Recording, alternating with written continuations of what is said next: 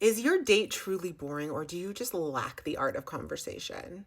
I've been hearing from clients and friends and people on social media that everybody they go out with is just ever so boring.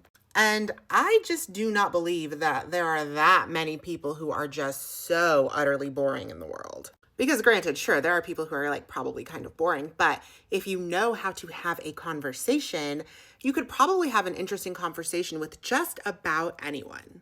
So one of the jokes I always see is like on my way to another first date to ask somebody what their favorite color is. But like first of all, if you're on a first date, why are you even asking them their favorite color? You don't care that much about those types of things about them yet. But if you really must know what their favorite color is, then why not try a question like, if you could paint your whole house one color, what would it be and why? Instead of asking somebody what their favorite food is, why don't you ask them what's the best meal you've ever had and what made it so memorable and enjoyable?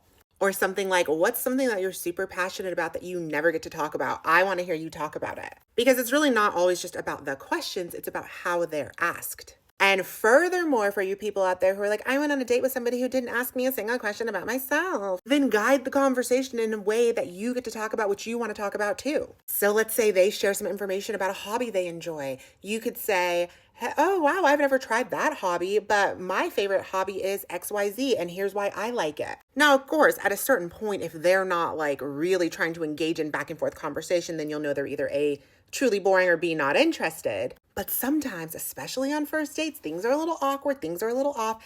None of y'all know how to communicate anymore. So give people like a second or two to settle in before just saying they're boring. Anyways, if you want more tips like this, you know what to do.